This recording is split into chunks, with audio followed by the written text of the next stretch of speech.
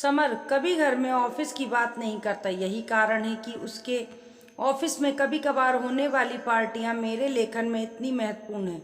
Office के समाचार मुझे वहां पर ही मालूम होते थे। कोई भी पति कभी भी अपनी गॉसिप या अफेयर घर में नहीं बताता, लेकिन अगर दूसरों का अफेयर हो तो फट से घर पर सब बातें बताता है। फिर पत्नी पार्टी में दूसरों के साथ मसालेदार खबर शेयर करती हैं। उस वक्त बताने वाले की आंखों की चमक और सुनने वाले की उत्सुकता देखने लायक होती है। पिछले हफ्ते की पार्टी में मैं सभी महिलाओं का आकर्षण का केंद्र थी।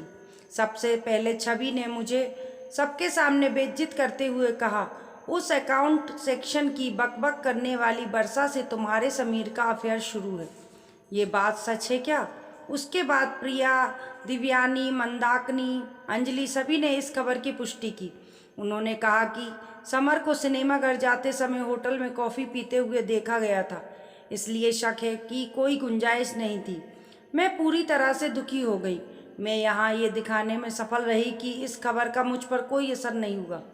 मुझे उनकी सलाह और हमदर्दी नहीं चाहिए थी, इसलिए मैं सीधे शौचालय में चली गई। वहाँ एकांत में मैंने मन में दो बातें घटित हुई।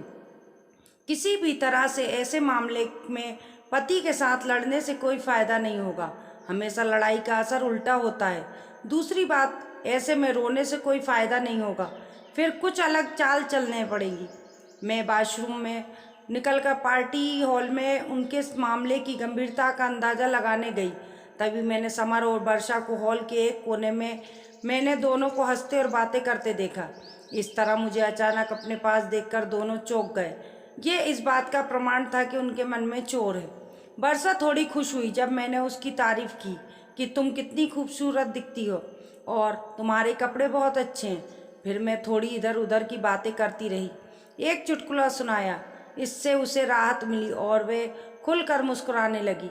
समर को मेरे व्यवहार में कुछ भी आपत्तिजनक नहीं लगा, इसलिए वह निश्चित हो गया और वहाँ से चला गया और दूसरे ग्रुप में बातें करने लगा। मैंने अपने गुस्से और नफरत को छुपाते हुए वर्षा के साथ काफ़ी समय बिताया, इसलिए मैंने वर्षा और समर को एक साथ आने का मौका ही नहीं दिया। मैंने वर्षा को बहुत बार कहा कि एक बार घर पर आओ ना। उसने कहा आऊँगी, फिर कभी। आखिर में एक बार उसने मुझसे घर आने का न्योता भी दिया, जो कि मैं चाहती थी। मैं मन ही मन उदास थी। समर के विश्वासघात से मैं पूरी तरह टूट चुकी थी। हालांकि मन में तय कर लिया था कि उन दोनों को कैसे सबक सिखाया जाए। ये सब हो जाने के बाद मैं घर वापस आई। घर वापस आने पर मेरी सास ने मेरे अवसाद पर ध्यान दिया। वह मुंह से कठोर है लेकिन दिल से बहुत स्नेही थी। जब उन्होंने ज़्यादा जोर देकर पूछा तो मैंने उन्हें सब कुछ बता दिया। उसके बाद 2 दिन तक हमने ढेर सारे विचारों का आदान प्रदान किया। उनसे बात करके मेरे उदास मन को राहत मिली।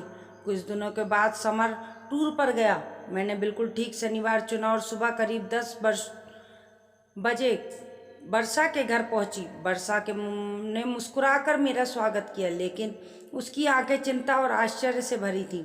अरे, समय था तो इसलिए मिलने चली आई। मुझे तुम्हारी याद आई तो इसलिए आई, सोचा कि नई सहेली को मिलाए, इसलिए तुम्हारे घर आ गई। मैंने उसे अपनेपन से बोला, तुम्हारा स्वागत है। सोनाली, तुम शिव को क्यों नहीं लाई? अपने ड्राइंग रूम में जाकर पूछा। मेरी ननंद आई है मायके, उनके 2 बेटों के साथ खेल रहा था। क्या लोगी, चाय या कॉफ़ी? चाय चलेगी। वर्षा, अरे रिक्शे से उतरते वक्त कमर में मोच आ गई थी, थोड़ा लेट जाऊं क्या? हाँ हाँ। उसने जल्दी से मुझे एक तकिया दिया और मैं आराम से उसके बिस्तर पर सो गई और वह चाय बनाने चली गई। चाय के साथ साथ वो ढेर सारा नाश्ता भी लाई थी। हमने खुशी खुशी चाय नाश्ता खत्म किया। जल्दी हम कई विषय पर खुलकर बात करने लगे। बात करते करते मैंने उसकी शादी की बात उठा दी। शादी की बात करते ही वह थोड़ा डर गई। मैंने उससे पूछा, क्या तुम लव मैरिज करोगी या अरेंज मैरिज? इस सवाल पर वह बौखला गई। देखूंगी क्या करना है, उसने जवाब दिया। तुम जैसी स्मार्ट दिखने वाली लड़की के कई दोस्त होंगे, जरूर किसी से अफेयर होगा।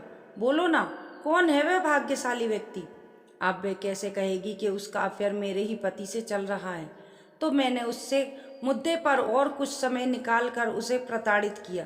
मुझे बहुत मज़ा आ रहा था। तभी मेरे मोबाइल पर 2 कॉल आए। एक मेरे सास का और दूसरा मेरी बीसी की सहेली का था। मैंने उन दोनों से कहा कि मैं अब वर्षा के घर आई हूँ। मुश्किल से आधा घंटा बीता था, तभी मेरी सास, मेरी ननद मीनाक्षी, उनके दोनों बच्चे और शिव सभी वर्षा के घर में दाखिल हुए। बच्चे सीधे टीवी की ओर बैठे और वह कार्टून चैनल लगाकर देखने लगे। सास और मीनाक्षी सोफे पर बैठकर मेरी कमर की मोच के बारे में बातचीत करने लगी। मम्मी जी, आप मेरी बहुत परवाह करती हो। तुम एक नंबर की बेपरवाह लड़की हो।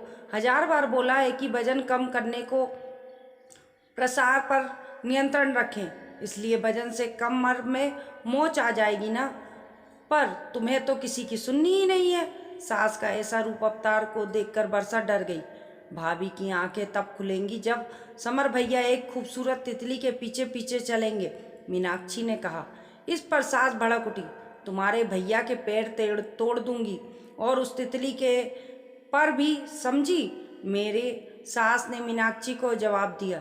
अरे माँ, मैं मजाक कर रही थी। क्या तुम नाराज हो गई? फिर मूर्खों जैसी बात क्यों कर रही हो? वर्षा अपनी उंगलियां एक दूसरे में उलझाकर जमीन की तरफ नज़र झुकाए खड़ी थी। मेरी सास की तरफ उसकी देखने की हिम्मत नहीं हुई। सास मुझे और मीनाक्षी को कहने लगी कि आज की लड़की में ना तो समझा है और ना ही सब्र।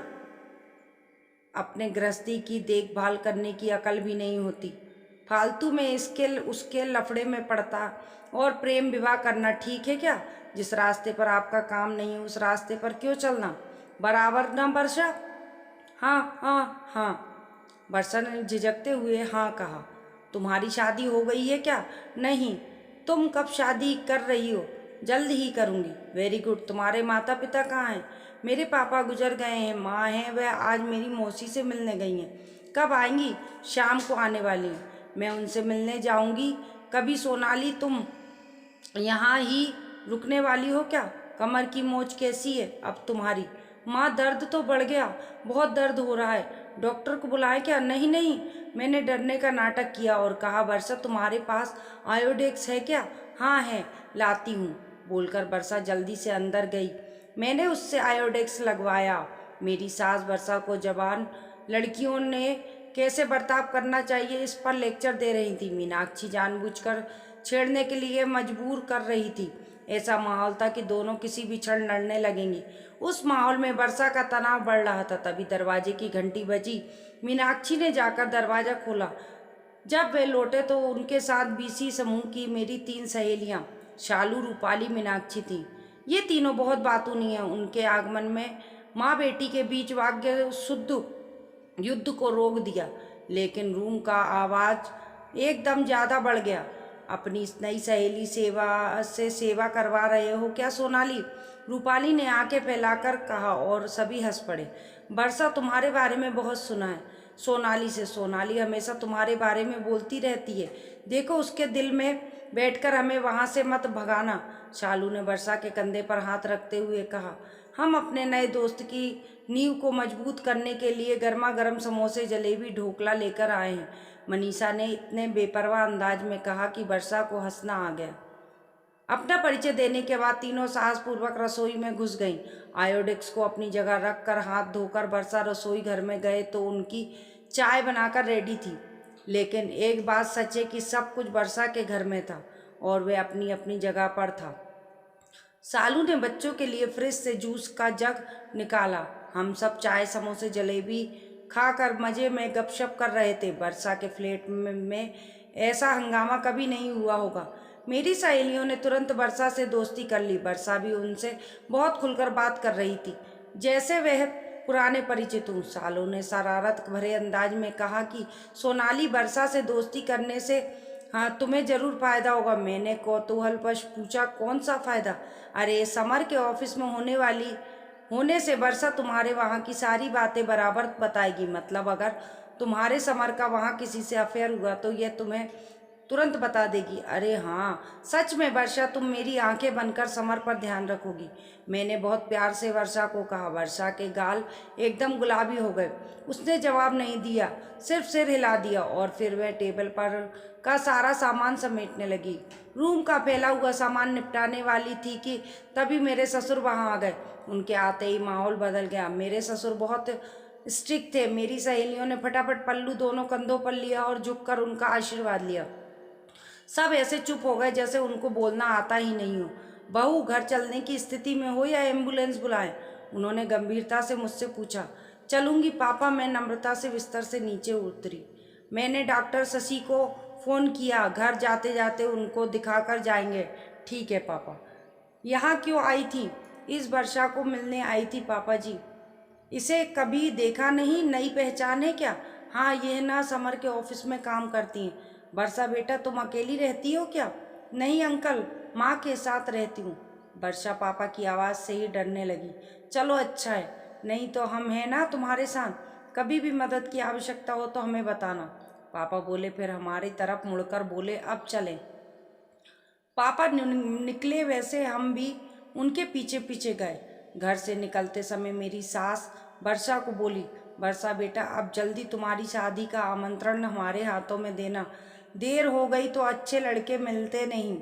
वर्षा, तुम्हें हम हमारे बीसी ग्रुप की मेंबर कर लेंगे। मैं बाद में तुम्हें फ़ोन करूंगी। रूपाली के इस प्रस्ताव को हम सब ने अनुमति दी। तीनों बच्चे थैंक यू आंटी बोलकर बाहर निकल गए।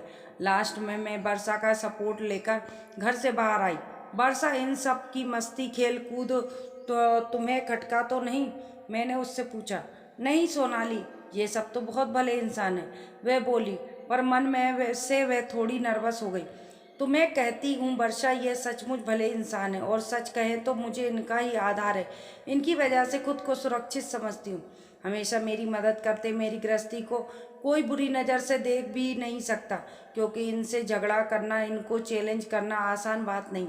ऐसे इंसान नसीब से मिलते हैं। खुद को सुरक्षित महसूस होना, ये बहुत बड़ी बात होती है वर्षा। वर्षा ने गर्दन हिलाई। संभाल कर जाना, वर्षा ने कहा। हमने प्यार से एक दूसरे को अलविदा किया। सभी गाड़ी में बैठ चुके थे। मेरे अपने मेरी राह देख रहे होंगे।